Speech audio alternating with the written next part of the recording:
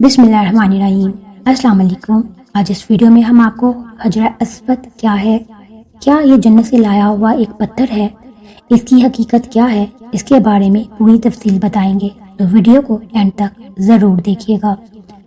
حضرت آدم علیہ السلام کو جب جنت سے نکالا گیا اور زمین پر اتارا گیا تو لکھا جاتا ہے کہ آدم علیہ السلام نے وہاں سے چلنے لگے تو انہوں نے وہاں سے حجر اسود کو اٹھا لیا۔ حجر اسود کو بطور موڑے یعنی بیٹھنے کے لیے ایک سیٹ کے طور پر اپنے بغل میں لے لیا، اور جب زمین پر اتارے گئے، اور دوسری روایت میں آتا ہے کہ جس رات آدم علیہ السلام کو آسمان سے زمین پر اتارا گیا، اس رات آدم علیہ السلام بڑی وحشت محسوس کر رہے تھے، بڑے مایوس، اور پوری اس دنیا کی ہو کے عالم میں اکیلے رات کو بیٹھے تھے، اور بڑی مایوسی اور وحشت ان پر طاری تھی۔ اس رات اللہ تبارک تعالیٰ نے جنت کے دو جواہر یعنی ایک حجر اسود اور دوسرا مقام ابراہیم، یہ دو پتھر اس رات میں آدم علیہ السلام کے ساتھ اتار دیے۔ جب صبح کی روشنی پھیلی تو آدم علیہ السلام نے اپنے پاس یہ دونوں پتھر دیکھے، پہچان گئے کہ یہ تو جنت میں میرے ساتھی ہیں اور یہ جنت کے جواہرات میں سے ہیں۔ آپ نے دونوں کو سینے سے لگا لیا اور ان سے بغل گیر ہو گئے، اس سے تسکین حاصل کرنے لگے کہ یہ تو وہ جنت کا سامان ہے جو میرے ساتھ آ گیا۔ اس طریقے سے اللہ نے ان کو یہ دونوں پتھروں کے ساتھ زمین پر اتارا۔ اور عجیب بات یہ ہے کہ ایک حدیث میں آتا ہے کہ آدم علیہ السلام نے جو حجر اسود لے کر آئے تھے، اصل میں حجر اسود ایک فرشتہ تھا۔ جب آدم علیہ السلام کو جنت میں اللہ تعالیٰ نے آباد کیا تو ایک فرشتے کی نگرانی لگا دی کہ آدم کی نگرانی کرے، وہ ان تمام کے تمام جنتی ان کے مباح ہیں، لیکن یہ جو ایک درخت ہے، اس درخت کے کھانے سے ان کو منع کیا گیا، تو تم اس نگرانی میں رہنا کہ کہیں آدم اس درخت کا پھل نہ کھا لے۔ چنانچہ یہ وہ جو فرشتہ ہے وہ آدم علیہ السلام کی نگرانی کرتا رہا۔ آدم علیہ السلام بھی محتاط رہے اور جنت کے اندر وقت گزارتے رہے۔ جب اللہ تبارک تعالیٰ کو منظور تھا کہ آدم علیہ السلام پھل کھائیں تو پھر آگے سارا واقعہ جو آپ جانتے ہیں اور سارا نظام جو اللہ تعالیٰ نے مقرر کرنا تھا اور جو مقدر تھا وہ ہوا۔ اللہ پاک نے آدم علیہ السلام سے اس فرشتے کو اوجھل کر دیا، یعنی آدم علیہ السلام کو فرشتہ دائیں بائیں کہیں نظر نہیں آیا، اور جب آدم علیہ السلام کو پھل کھانے کا موقع آیا تو انہوں نے آگے بڑھ کر اس پھل کو کھا لیا۔ جیسے ہی پھل کھایا، اللہ تبارک تعالیٰ کے ہاں ظاہر ہو گیا ایک خاص قسم کا غضب نازل ہوا، اور کہ تمہیں منع کیا گیا تو کیوں کھایا؟ اور اسی ہیبت اور دبدبے کے عالم میں اللہ تبارک تعالیٰ نے اس فرشتے کی طرف دیکھا۔ جب اس ہیبت کے عالم میں اس فرشتے کو دیکھا تو فرشتہ خوف سے پتھر بن گیا اور وہ حجر اسود کی شکل کے اندر قائم ہو گیا، اور جس کو آدم علیہ السلام زمین پر لائے۔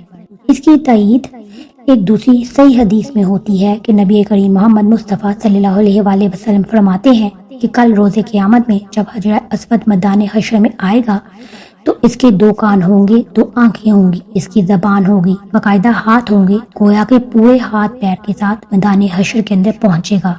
اور ساتھ ہی نبی محمد مصطفیٰ صلی اللہ علیہ وآلہ وسلم نے فرمایا کیونکہ حجر اسود اصل میں ایک فرشتہ تھا، وہاں اللہ تبارک تعالیٰ دوبارہ اس کو انہی اعضاء کے ساتھ ظاہر کریں گے، اور وہاں پہنچ کر دنیا کے اندر اس کو بوسہ کرنے والے جو لوگ ہوں گے ان کے حق میں گواہی دے گا۔ تو معلوم ہوا کہ حجر اسود ایک فرشتہ ہے کہ دنیا کے اندر جو لوگ اسے بوسہ دیتے ہیں وہ تختی پر نوٹ ہو جاتا ہے، اور اس آدمی نے مجھے بوسہ دیا اور اس کے گناہ معاف کر دیے گئے، تو کل روز قیامت میں وہ اس کی گواہی دے گا۔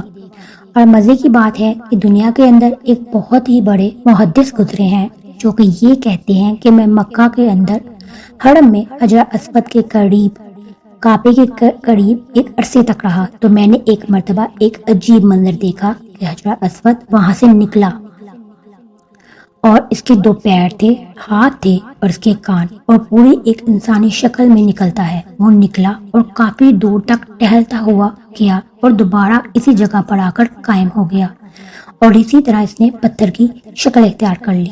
اس روایت سے تائید ہو گئی، حدیث میں آتا ہے کہ جب حجر اسود کو کوئی حج یا عمرے کے وقت بوسہ دیتا ہے تو حقیقت میں وہ اللہ تعالیٰ سے مصافحہ کرتا ہے، اللہ پاک سے سلام کرتا ہے، اور سلام کرنے کے نتیجے میں اللہ تبارک تعالیٰ اس کے سارے گناہوں کو معاف کر دیتے ہیں۔ جیسے خود دو ایمان والے اگر آپس میں ایک دوسرے سے مصافحہ کرتے ہیں تو ان کے آپس میں گناہ معاف کر دیے جاتے ہیں۔ حدیث میں آتا ہے کہ ان دونوں کے الگ ہونے سے پہلے، ان کے مصافحے کرنے سے اور الگ ہونے سے پہلے اللہ ان کے گناہ معاف فرما دیتا ہے۔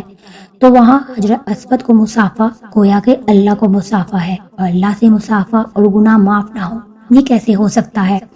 اس سے اللہ تبارک تعالیٰ آپ کے گناہوں کو معاف کر دیتے ہیں۔ اور یہ جو حجر اسود اور یہ جو فرشتہ ہے جو ہر بوسہ دینے والی کی تفصیلات کو نوٹ کر لیتا ہے، تو اللہ پاک سے ہماری یہی دعا ہے کہ اللہ تبارک تعالیٰ ہمیں حجر اسود کا بوسہ لینے، اسے سلام کرنے کی سعادت نصیب فرمائے، آمین ثم آمین۔ لیکن اس شریعت میں ایک مسئلہ بھی لکھا ہے کہ اس کے لیے آپ کسی دوسرے کو تکلیف دے کر اس کا بوسہ نہ لیں۔ تکلیف دے کر بوسہ لیں گے تو ظاہر ہے بوسہ لینا ایک مستحب عمل ہے، لیکن تکلیف دینا حرام ہے۔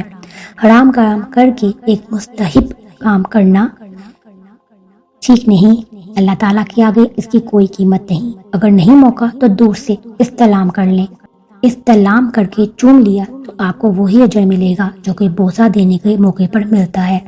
اللہ پاک سے دعا ہے کہ اللہ تبارک و تعالیٰ ہر مسلمان کو حجر اسود کو بوسہ دینے اور اس پر عمل کرنے کی توفیق عطا فرمائے، آمین ثم آمین۔